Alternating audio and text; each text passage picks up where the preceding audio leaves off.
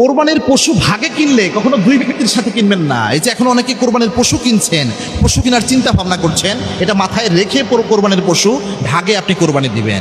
গুরুত্বপূর্ণ বিষয়, এই মিস্টেকগুলো অনেকেই করে, এজন্য এত টাকা দিয়ে কোরবানি দেয়, কিন্তু আল্লাহর দরবারে এটা অ্যাকসেপ্টেবল হয় না। অনেক ক্ষেত্রেই কোরবানিটা বাতিল হয়ে যায়। তার মধ্যে এক নাম্বার হচ্ছে ভাগে শরীকে কোরবানি দেওয়ার সময় এটা মাথায় রাখবেন যে যে ব্যক্তির সাথে আপনি ভাগে কোরবানি দিচ্ছেন সে সুস্পষ্ট হারামখোর কিনা। অনেকে রয়েছে স্পষ্ট সুদখোর, আপনি জানেন, স্পষ্ট ঘুষখোর, তার টাকাটা বেশিরভাগই হারাম টাকা।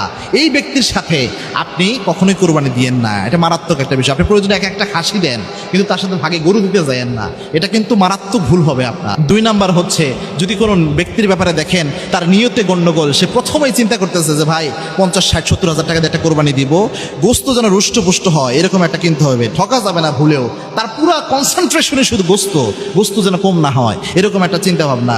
সে তার মাইন্ড দেখে আপনি বুঝতেছেন যে এটা যে একটা ইবাদত, কোরবানি করা, একটা পশু জবাই করা যে একটা ইবাদত, এই ফিলিংস তার মধ্যে কাজ করে না। এরকম ব্যক্তি থেকে সাবধান থাকেন। কেননা যদিও অনেক ওলামা ইকরাম বলে যে আপনার নিয়ত ঠিক থাকলে আপনারটা হয়ে যাবে, কিন্তু তবুও আপনি কেন ভেজালের মধ্যে ঝুঁকবেন? আপনি এই দুইটা জিনিস শুধু সতর্ক থেকে তারপরে শরীক নির্ণয় করেন, তাহলে ইনশাল্লাহ আপনি অনেক কিছু থেকে বেঁচে যাবেন।